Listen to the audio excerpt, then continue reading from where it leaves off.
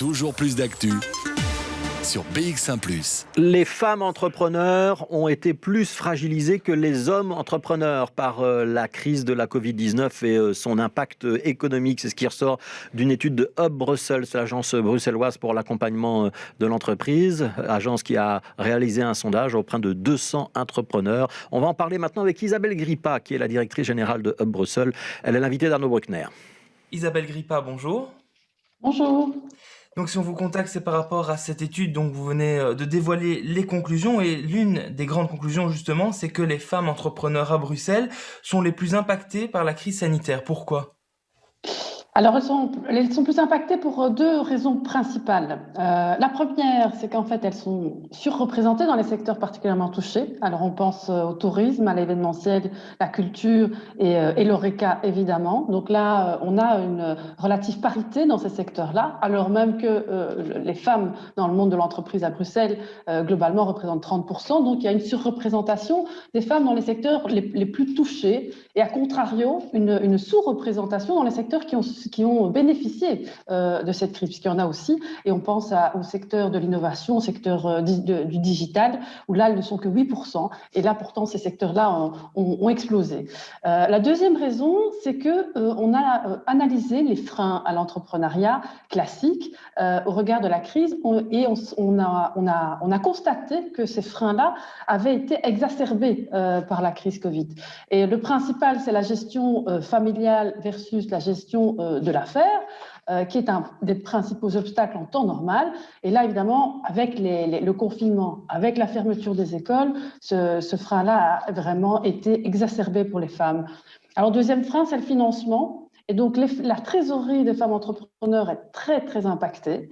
Or, elles ont beaucoup plus de difficultés déjà en temps normal à accéder au financement pour différentes raisons qui ont déjà été largement analysées, notamment les biais inconscients de genre. Et donc, on l'a vu aussi dans les pré-financements de finance. La qualité des dossiers des femmes est très, très haut, mais seulement 15% des femmes ont accédé à ces financements. Et alors, le troisième frein classique dans l'entrepreneuriat, c'est le réseautage et les rôles modèles. Alors le réseautage, évidemment, pendant la crise du Covid, c'est déjà une fragilité pour l'entrepreneuriat féminin, a été complètement mis à l'arrêt. Et donc, on se retrouve avec un constat assez interpellant sur la crise Covid, avec une enquête qui a pris, je le rappelle, à la température à un moment T, donc il faudra aussi l'analyser avec plus de recul, où, dans le cadre des mesures de la relance et du redéploiement de la région bruxelloise, il est vraiment fondamental d'avoir une attention spécifique pour ce public cible qui a été particulièrement touché. Et donc justement, vous parlez de la relance, de la reprise qui commence à s'amorcer.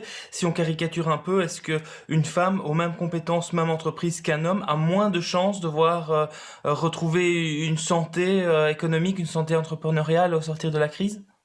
Oui, certainement. Donc, d'où l'intérêt d'avoir de l'initiative de la ministre de la Transition économique, Barbara Track, de réunir à la suite de cette enquête une table ronde avec les acteurs de l'entrepreneuriat féminin, mais aussi des entrepreneuses, pour qu'on puisse très rapidement, et ça dès septembre ou octobre, mettre sur la table du gouvernement des pistes de solutions et d'actions pour pouvoir répondre et soutenir ce public de femmes entrepreneurs, de façon à ce que, effectivement, notre objectif, qui a toujours été celui-là aussi avant la crise du Covid, c'est qu'on puisse être représenté à parité. Et c'est l'idéal, évidemment, dans le monde de l'entrepreneuriat à Bruxelles.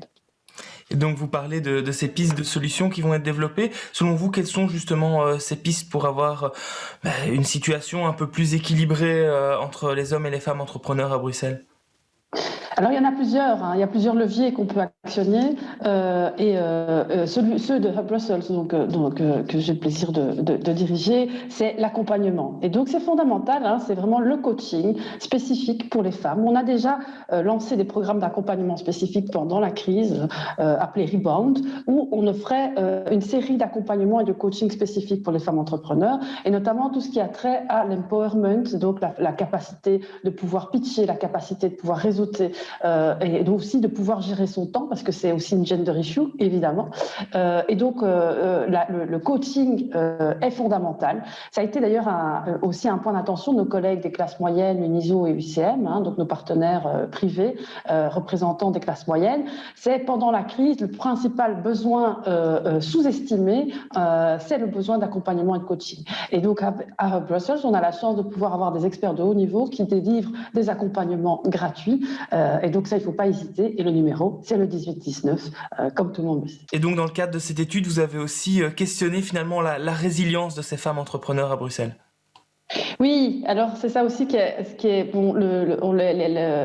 L'enquête a effectivement des points d'attention interpellants, mais aussi des points positifs. Et donc c'est ça aussi important de les souligner, parce que dans l'enquête, alors il y a une partie quantitative, donc avec sondage, et aussi une partie qualitative avec des entretiens. 90% des femmes entrepreneurs interrogées souhaitent continuer leurs activités malgré les difficultés posées par la crise. Donc une forte résilience, pugnacité aussi à souligner. Et donc ça, c'est positif. Et même dans les nouvelles candidates à l'entrepreneuriat, parce qu'on a interrogé ce profil-là aussi, 77% souhaitent continuer le lancement de leur projet dans les prochains mois. Donc vraiment une volonté de la part des femmes entrepreneurs à Bruxelles de perdurer, de se lancer, et ça, on s'en réjouit.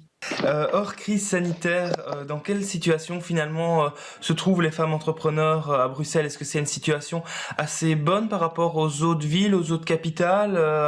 Est-ce qu'elles ont encore beaucoup de difficultés? Donc si on sort de la crise sanitaire purement? Alors oui, c'est ça qui est d'autant plus inquiétant, c'est que nos chiffres étaient très bons avant la crise. On augmentait le taux d'entrepreneuriat de manière assez spectaculaire. On a un baromètre de l'entrepreneuriat féminin, et avec une augmentation de 10% de femmes dans l'entrepreneuriat à Bruxelles sur les 3 dernières années.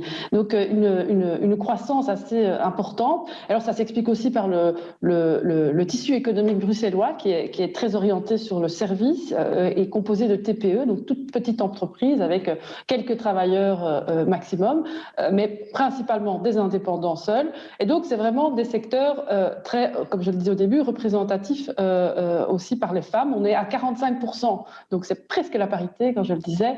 Et donc, le tissu économique bruxellois favorise ça aussi, mais effectivement, nos chiffres étaient très bons, parce qu'il y a eu aussi des programmes publics qui ont permis de soutenir l'entrepreneuriat féminin, comme la plateforme Women in Business, qui est quand même très active, avec une trentaine de partenaires. On coordonne l'ensemble de l'action bruxelloise de l'écosystème pour soutenir l'entrepreneuriat féminin.